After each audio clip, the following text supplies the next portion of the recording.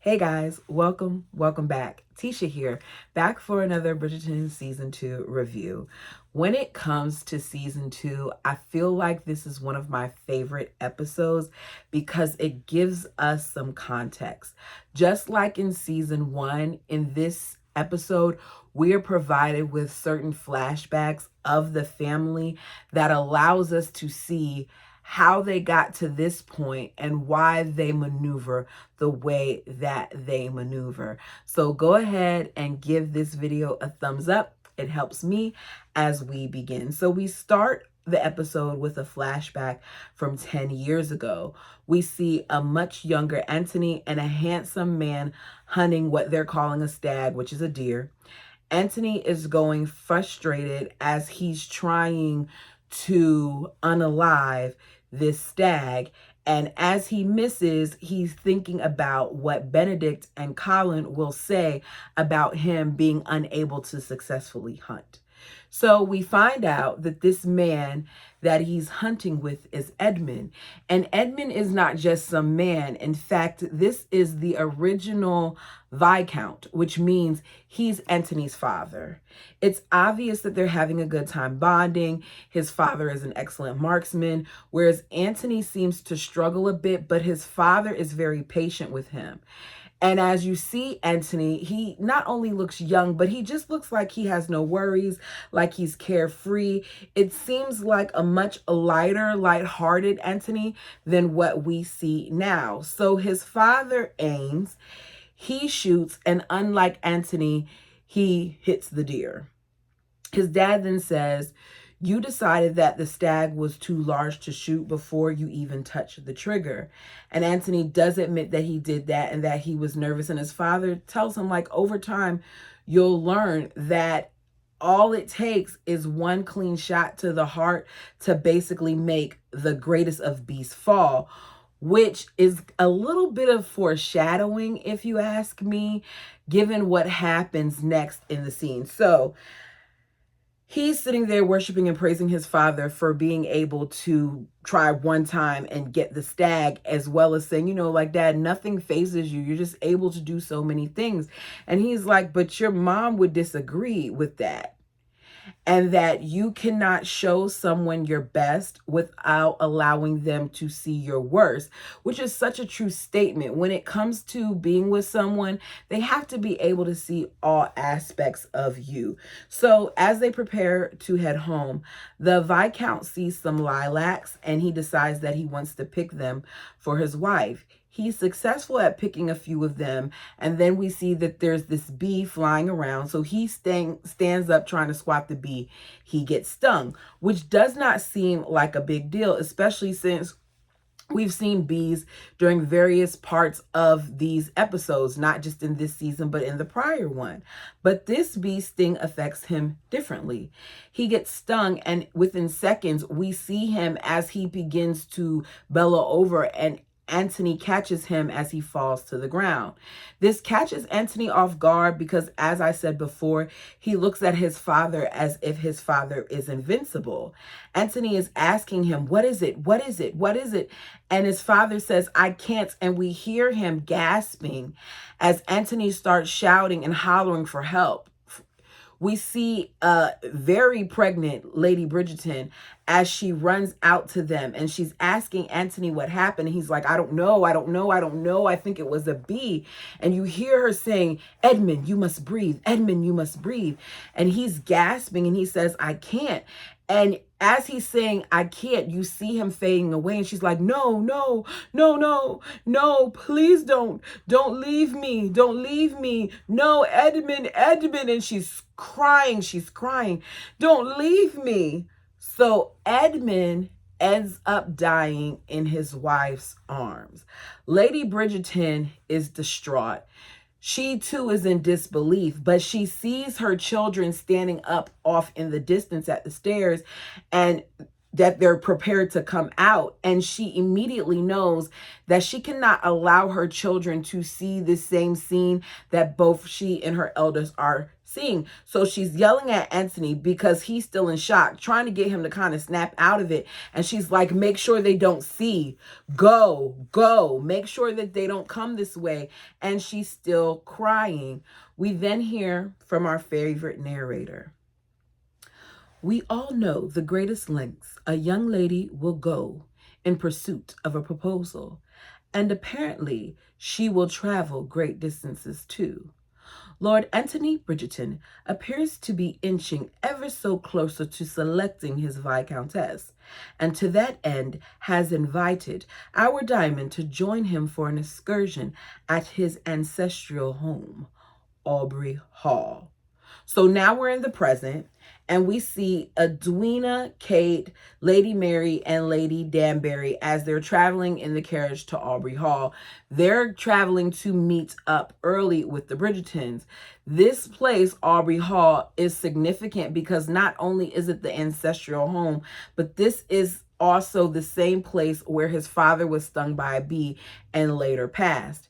Anthony invited them to stay before the rest of the town comes for a party, which makes everyone, the town and the people in the carriage, think that a proposal is going to probably happen with Edwina since he wanted her to come early. Country air indeed clears the mind and invigorates the body. Might this be the final gust that pushes the Viscount over the precipice of a proposal? Of course, the luckless souls remaining in town will have to find new diversions in the absence of their most precious stones. And this is when we see the Featheringtons at the Featherington household, and Penelope is pacing left and right, to the point where Lady Bridgerton, I guess I have her on the mind. Lady Featherington is like, can you stop pacing? She tells her, we're going to go to the modiste after we have breakfast, and this catches Penelope's attention. I'm sure that part of the reason why this happens is because, remember in the last episode, Madame Delacroix saw Penelope in a part of town that Penelope normally wouldn't be in. That's not where they go. That part of town is more for the working class. So she shouldn't have been there, let alone unaccompanied. Lady Featherington is still concerned about the status of her family, so she wants to make sure that Lord Featherington doesn't get tied up to anyone that will then marry him and take over the home. She wants him, if he does decide to get married, to be with someone who is naive and who she can still kind of control, which for whatever reason makes her think that it would be a good idea for him to end up with Prudence, which is disgusting because it's her cousin. Lady Featherington says they're not that close cousins. They're fourth cousins. This isn't a big deal. This is what you do when it comes to royalty, which I don't care if that's what you do. It's gross. I have some cousins that are fine. Gorgeous men, but there is no way. Like the thought of it, no way. It's not happening. Back at Aubrey Hall, the Duchess is there with her son Augie. And I'm like, out of all names, I know we want to stick with the A name, but did we have to choose the name Augie? So Daphne catches up with the family and learns that they're going to be joined early by someone that Anthony has interest in. He tells them that he needs for the family to help him with winning over not just Edwina, but both sisters, especially the older one, Kate. So we see the Sharmas and Lady Danbury arrive. As Kate steps out and admires the beauty of the estate, Anthony approaches her. He says, I see my plan to win you over is already working. He points out that she's smiling and he says, mark my words, Miss Sharma. By the end of this, your opinion of me will be much improved. Now, was this foreshadowing? I don't know, but it's an interesting choice of words. Daphne sees them, interrupts and says, you must be Ms. Edwina.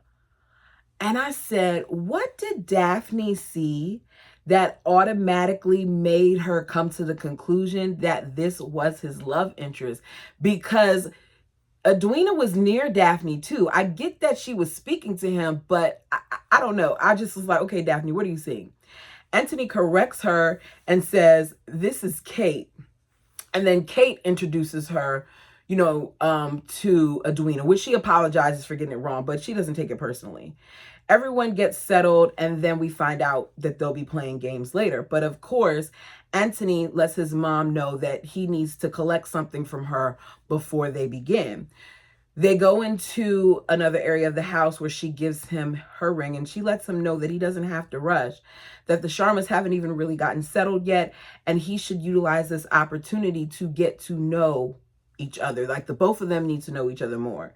She's looking around the study and she says, this house carries a lot of memories, some of them good and some of them bad. And she's hoping that whatever decision that he's making, that he's doing so with a clear mind. As she leaves out the room, we get another flashback from 10 years ago. We hear, my lord, might we begin with the arrangements? The ministers will need to be called, and the casket, of course, one will need to be built.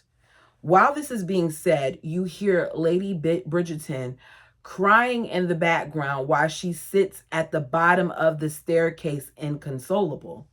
Another man says, my lord, forgive me. I have questions about the body. Should I move it from his chambers? Also, the business of letters. Antony's like, the letters? He says, yes, to give notice of the death, not just to the other family, but to the village too. Which shows us that immediately following his father's death, Antony had to step into a role that he wasn't even prepared for. Given that this was 10 years ago, that means Antony was either 18 or 19 when his father passed. That's extremely young to now be considered the decision maker of the household, right? So we see another flashback, and we hear Nelson say, we should send for the doctor. She's still hysterical. I also must ask, my lord, might you already have the keys to your father's office? We've been searching. Miss Wilson says, with the baby, this cannot be good. Nelson says, I'll have your mother's things arranged, but I'll need to know which room you'd like her moved to. Which I'm like, which room you like her moved to? Antony says, why would mother be moved? And he says, because those rooms belong to you, my lord. You are the Viscount now. So 1 minute, he's the son of the Viscount Edmund Bridgerton. And the next minute, he is now the Viscount, who is expected to not only grieve the loss of his father, but to move his mother, who is grieving herself, who is on the bottom of the staircase, who is struggling from a room that she previously shared with her husband to now being moved out of the room to another area. What opportunity has he had to even process what's going on? So we're back to the present. Daphne gives the guests their rules as they line up for what they're calling Pall Mall, which looks like like a game of croquet to me. Based on how she's talking, it's evident that the Bridgerton crew is extremely competitive and that they take this stuff seriously. So Kate picks up on this. My allergies about to act up. I can feel it. And is eager to play. We find out that the goal is to send your ball through every opening, but players can choose to knock an opponent's ball off course rather than put their ball through an opening. We're back at the Modiste. Back in town, Penelope is there. Her mother wants the top of the dress that her sister is wearing, Prudence, lowered because she's trying to seduce Lord Featherington, and she feels like showing a little bit of cleavage will help with this. So she's getting annoyed with Madame Delacroix because Madame Delacroix is like, I don't think it should be that low. I think it needs to be a little bit higher, because even though she's a designer, she's still very much so aware of how things look and what's acceptable. we then hear Lady Featherington say, like, look, if you're not going to do it, that's fine. There's a new modiste in town across the street that just arrived from Vienna, and I'm going to go there instead, where hopefully she'll understand that Prudence needs to show off her assets. So she leaves, and Penelope lingers, and she talks to Madame Delacroix because she wants to kind of feel her out. So she tells her a story about how, you know, she saw her the other day in town because she had ripped her bodice, so she had came out there. And Madame Delacroix at first is acting like she doesn't see her. And as Penelope continues to talk, she's like, look, if you were there, you were there. I feel like whatever a lady does is her own business. So Penelope kind of takes a little sigh of relief at that.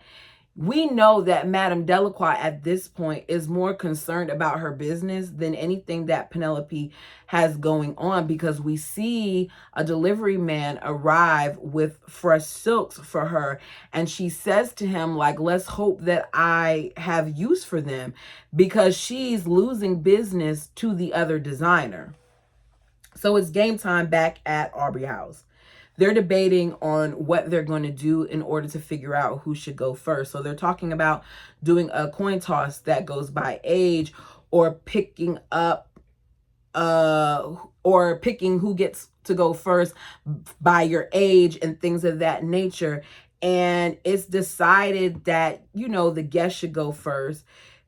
During some point of them playing the game, we see a brief conversation with Colin and Benedict, and we find out that Benedict has applied to the art school, but he's extremely nervous about the getting accepted to it. We see Lady Sharma and Lady Mary. That's the same person. We see Lady Sharma and Lady Bridgerton talk and bond over the love of their children, as well as the loss of their husbands. They don't go into detail about it, but they both can relate to it. And you can see that as they think about it, the both of them, you know, are hurt by it. I said they decide to let the visitors pick first. Not only does Kate choose the mallet that Antony usually plays with, but she also, during the game, purposely hits his ball way out of range of where he was going. All the siblings laugh at this because they like to see Antony bothered. They continue playing, and everyone is enjoying themselves with the exception of Edwina. Like, it's very apparent she's not liking the competitive nature of it, and maybe Antony, to the point where Edwina's ball is hit out of range, and rather than continuing like how some of the others were, she decides that she's going to stop and sit down with her mamas. The family is noting all of this, and they seem to be enjoying the competitive nature of Kate more than they are of the timidness of Edwina, which is nothing wrong with her. It's just that she seems to be meshing better with the family.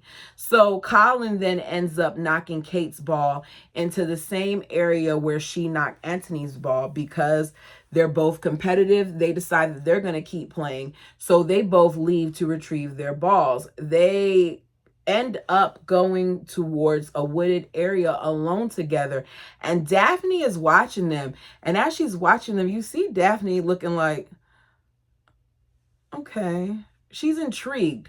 Something keeps gravitating to her towards seeing how they interact. So they end up in a muddy area of the woods with both of the balls next to each other. Now, Kate is not like some ladies that are afraid of getting dirty. She goes ahead with her dress in tow, walks straight into the mud, and doesn't hesitate to hit her ball out of it. We see Antony follow and do the same. He walks out after he's done hitting her ball, but she's standing there still, and she's standing there because she's stuck. So she holds out her hand like this, basically asking for help. He holds her hand and tries to pull her out, but they both end up falling down backwards. I thought that maybe the both of them would be upset in the moment, but instead they start laughing. And as they were laughing, I found myself smiling, because for the first time, we saw the both of them kind of let their guard down with each other. Not only that, this is the second time that we've seen Antony look happy, and it's the second time that that happiness involved a moment with Kate. Remember, the last time was when we saw him getting excited when she jumped over the hedge with the horse. So this just goes to show you something about her sometimes makes him smile. So she stands up at first, and she stands up before him because they're both trying to get up, and she ends up helping him up and they get out. Because he sees that in this moment they bonded, he decides to take this opportunity to know what he has to do in order to get her approval. And she tells him in a real calm manner, you know, I'm not being spiteful. Me not giving you my approval isn't me being spiteful. It's just me trying to protect my sister, which is the same exact thing that he does for the ladies in his family. And she points this out because he tries to act like it's different. And she's like, no, it's the same thing that you do for the women in your family. They call a truce, but Kate lets it be known it's a truce as far as it coming to Edwina. It's not a truce as far as it comes to this game. So they're going to finish the game. Kate then takes the opportunity, because Kate is competitive, to hit his ball again. She hits it and it lands somewhere else. And I'm like, okay, what's the significance of this bench? Why are we seeing him just standing there looking at the bench? And as he sees where it landed, it does something to Anthony, because you see a change in his demeanor, and you hear that Daphne win the game. And normally he would have still wanted to compete, because even though Daphne won, he would have wanted to see if he could beat her. But he retreats and he decides, you know, that, you know, she won. So Kate goes and she retrieves the ball, and she sees the memorial area, like a gravesite, where on the plaque it says, it's like the monument for the headstone for the 8th Viscount of Edmund Bridgerton. But we'll call it a monument because it's standing up. It's not flat on the ground. As he walks away, he has another flashback from 10 years ago. What did I write here? We hear Lady Bridgerton, you cannot do this. Get him back in here now. Staffs come out and said, my lord, you must come in. Anthony says, me? It is imperative? As Anthony walks in the room, you hear Dr. Lewis, all is well, please, you must not be standing. Lady Bridgerton says, all is not well. I have done this 7 times. I know what well is, and this is not well. He cannot do this. I will not allow it. You stop him. Dr. Lewis says, the baby is not in position. Anthony's confused, and he's like, what does that mean? Dr. Lewis says, it's turned the wrong way. I need to know what you'd like us to do. Anthony says, I don't know what you... And he says, Dr. Lewis does, I'll do my best, but there may need to be a choice made. Who would your lordship prefer? And Anthony's like, what? So Lady Bridgerton, who's standing up, having contractions, says, what are you saying to him? I told you, you may not speak to him. Speak to me. And she's loud, like she's shouting, she's upset, and she has every right to be, because here she is giving birth, and you're asking her son, while she's still alert and able to make decisions, what he wants to do. Dr. Lewis says, it's a conversation for his lordship. She says, his lordship is a child. He's my child. He was born in this very room from this very body. It is no matter to him. Anthony says, let's speak in the hall. She says, no, Anthony, do not leave this room. He says, mother, please lie down, still your mind. I will find out what he is asking of me in return. She says, he is asking of you to decide which one of us should live, me or the baby. You kill the baby, you save the mother. You cut the mother, you save the child. It is not your choice to make. It is mine. If it's his lordship's choice, no, he says, I'm sorry, Dr. Lewis says, it is his lordship's choice. She said, Edmund is his lordship. This choice is Edmund's. It could only be Edmund's because he loved me. He loved me so much. This wouldn't even be a conversation because that kind of love. The answer, this choice is obvious. I should not have to explain this to anyone. Edmund should be here. And she's crying and she's sobbing and she's moaning and she's going through labor without her husband, going through something that is traumatic, not being in the time period where we are now. This could literally kill her because she doesn't have the option of having a cesarean and staying alive from it. They didn't have that type of stuff going on back in 1814 or 15, whenever this time period was. Anthony says, do what she wants, whatever she chooses.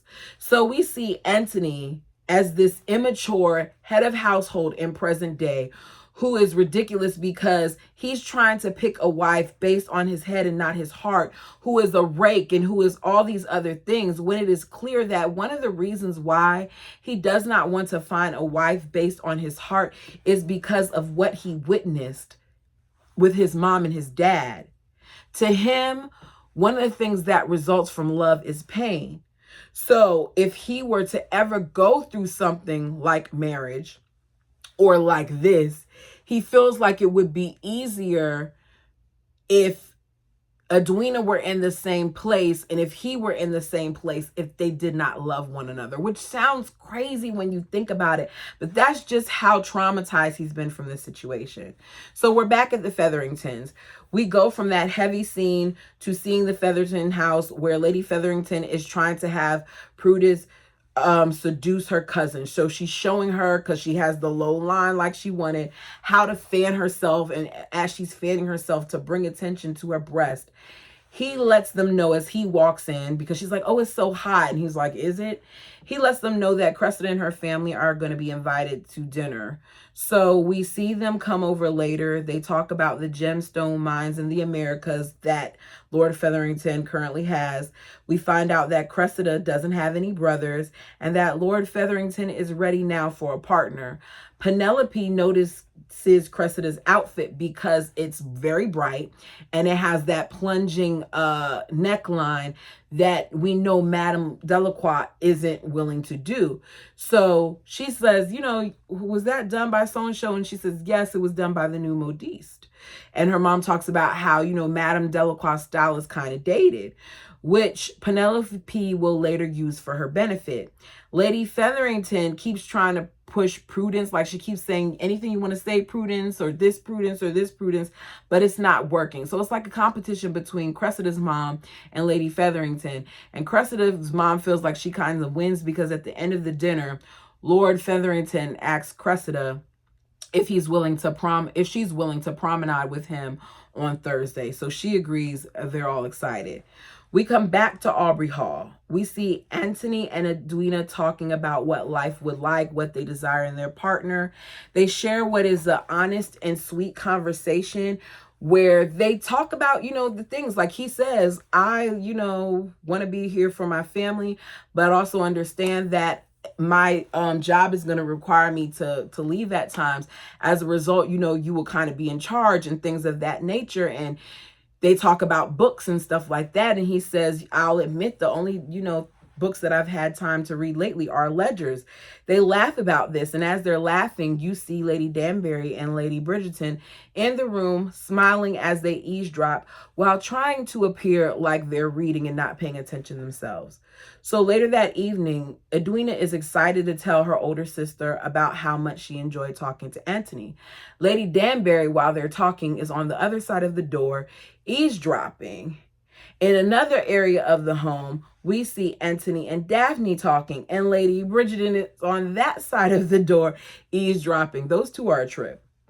Daphne says that she doesn't have any objections against Edwina, but she wants to make sure that Anthony weds someone who has his heart, she says, and who, you know, he loves. So she says, if you say she's the one whose presence you cannot properly think or even breathe, who in whose presence you cannot properly think or even breathe, if you say you feel that feeling, he's like, feeling? She says, the one that makes it impossible for you to look away from them at any given moment, when your body and soul feels as if they could burst into flames whenever the two of you are near, when all you are able to do in their presence is to fight the urge to lean forward and touch their lips with yours.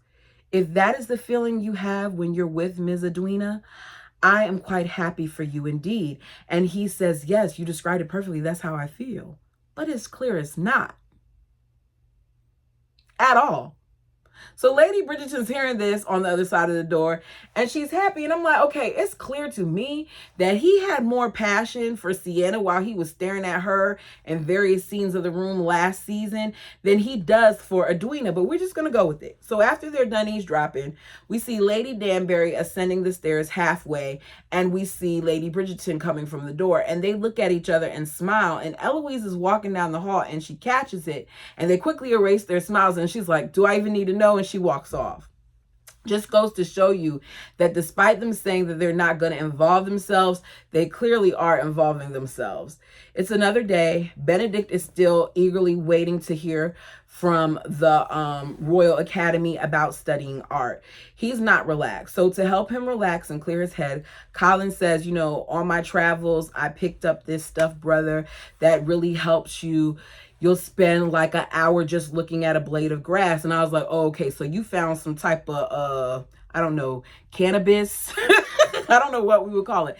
Some type of hallucinogenic, something that allows you to, you know, relax a little bit during your travels.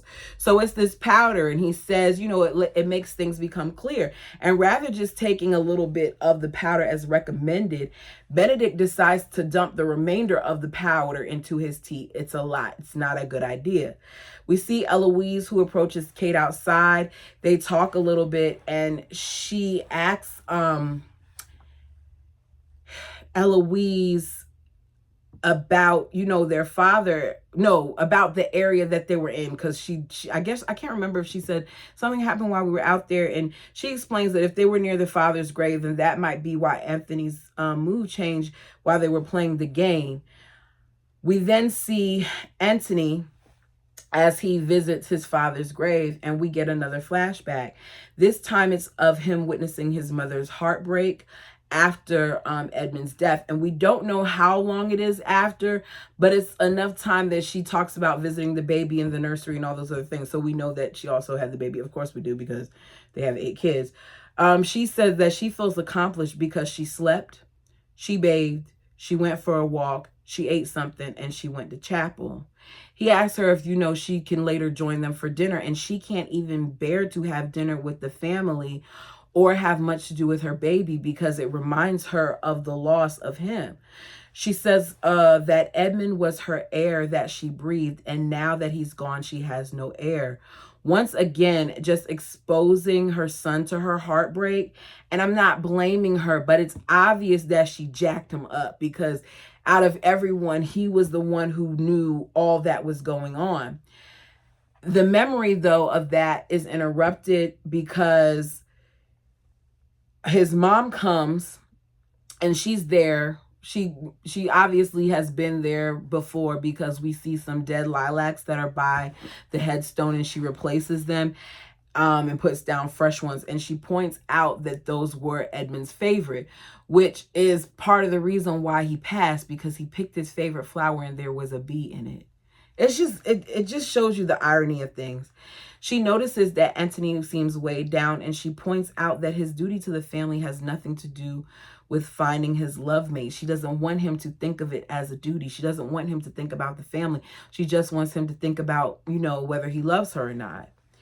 She says, your father took his role as Viscount seriously, but he also loved deeply. I know that's what you want too.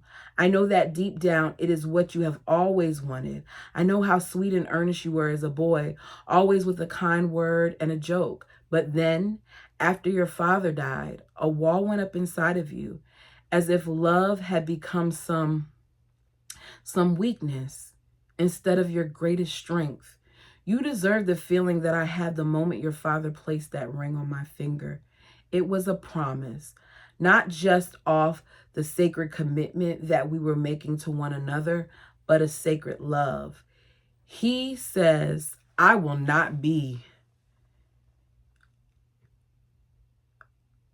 in love when it comes to this marriage. Like, love will not be a part of my marriage. He says, you were barely even there after he died.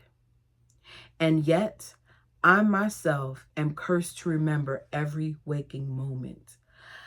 I could never be the cause of such pain, no matter how cruel and how hard-hearted everyone else may find me to be. Which goes back to what I said about how he doesn't want love because he doesn't want the pain that he thinks comes with the love. He then ends the conversation by walking away. At dinner, we see Benedict, and Benedict is floating high. Like, he is flying like a kite to the point where he's spilling drinks and he's making a lot of noise. And Colin's talking a whole bunch too. The both of them are floating, but Benedict is like up here. Colin is here and Benedict is here, right? So Anthony is asked to provide a toast because they want him to propose and they're kind of trying to push him that way. And he starts off strong, talking about, you know, how great it's been, how much he's loved getting to know Edwina. But then he chickens out mid-speech. And I don't know if it's because he looked over at Kate or what, but he chickened out. And we hear Kate go, because she's relieved. But she's relieved while Edwina is upset, to the point where later on upstairs, we see her upset and crying. And she is so distraught that she's blaming herself. And Kate is distraught and seeing her distraught and her in pain. And she says, I knew he would hurt you. This is not what I wanted. She wipes her tears and she reminds her that she is still the season's diamond. And there are a lot of other people who would love to have her opportunity with her. We then see Benedict painting while he's still floating, and he receives good news from the Royal Academy that he's been accepted. He yells out the window that we should all bear witness to his talents. Eloise then kind of calls Colin out about how he's been since he's returned from Greece. He then takes this time to bring up Miss Thompson, asking if anybody's corresponded with her. And Eloise says no, but she does live nearby. And her name now is Mrs. Crane, which means she's been married. So to me, it's obvious that no one who is currently at the Bridgerton estate here at the ancestral home is Lady Whistledown, because we haven't even heard from her for majority of this episode until now. An artist must be free to follow their muse, but it appears the tone has fallen prey to the fickleness of fashion. For how else might one explain the tawdry, dare I say vulgar, gown sported lately by Miss Cressida Culper? Mayfair's newest modiste has one thing, and one thing only, going for her. She is new. Whereas Madame Delacroix might be old, but at least she's capable. I said Lady Whistledown loves shady people. So we then see Penelope show up at the modiste, and she approaches Madame Delacroix and she says, you know, I hope you see now that I have trouble and I need to hide my pen, meaning I need to hide who I am. She says, it's getting harder for me to hide who I am, so I would like for us to be able to work together. I've shown you that I have proven to be a help to your business because she wrote what she wrote in the paper. Now I need you to help me with mine. And she wants to know if she's willing. And her response is, did you have to call me old? And she said, I had to. I couldn't be too obvious with my flattery. Which goes back to what I said about how much people value what Lady Whistledown is saying. Because as Penelope is in there, she's getting flooded with women who want her to help them. Because now, even though she was just sitting around waiting, now they're back. So, Lady Whistledown continues, of course, not everyone can always get things so right. So we see Newton as Anthony's peeking to see if he can see the Sharmas, and that's the dog, Kate's dog, and he's growling at Anthony. And then we see Kate, and she's riding horses. And Lady Whistledown continues, though I suppose for some, it may be simply too late to change course and undo any damage. We then see Kate finish her ride. Anthony's in the garden, and she comes back, and they, meet each other, and they talk, and he explains that he's sorry for, yesterday, but he still intends on proposing to Edwina. Kate is like, no, you're playing games, and she accuses him of toying with her sister's emotions. They go back and forth for a little bit until he sees a bee buzzing around her. The bee is like floating around here where she has all this skin out, and it's floating like here near her collarbone area. And he's breathing hard, like panting, like a dog. She goes to swat it, and he tells her to stay still, and she still doesn't listen, and she does like this, and it ends up stinging her, and she says, ouch. And you immediately see him like, and I'm like, poor Anthony. He's obviously having a panic attack right here. This is causing him a lot of stress. He is frantically asking her if she's hurt and whether she can breathe. And she's like, I'm fine. Like, you're over here breathing all hard and stuff. I'm fine. And she's noticing that he's legitimately concerned and that he's messed up and he's clearly having a panic attack. So she says, I'm unharmed. And she's leaning in, I'm unharmed. And he's looking at her like he's having a meltdown. And this is when I say, uh-oh, wait a second here. Because as he's panting and panting and panting, she places his hand on her heart and her hand on his heart. I kind of used a little bit of the image in the thumbnail because this for me, this image right here sealed my opinion of the two of them. And he slowly begins to slow down his breathing. You see their noses at one point look like they kind of brushed against each other or close to brushing each other. You see them looking at each other in the eyes. You see them turning their face like they're about to kiss. She tells him it's just a bee, and their lips are probably 2 inches apart from each other to the point where it looks like they're about to kiss, and you then hear the horse make a sound off in the distance. They get startled by it, and they both flee in opposite directions. And I said, oh, wait. Oh, wait. What do we have here? Anthony and Kate, they just shared a moment, y'all. Because him being afraid and her calming him down didn't require them to get this close. Y'all tell me what you thought of this episode. As I said earlier, please like the video. It helps. Okay, what's my question here? I think my question here is, no, I don't have a question. I don't want to just make up one to make up one. Just tell me what you thought of this episode. How about that? Until next time.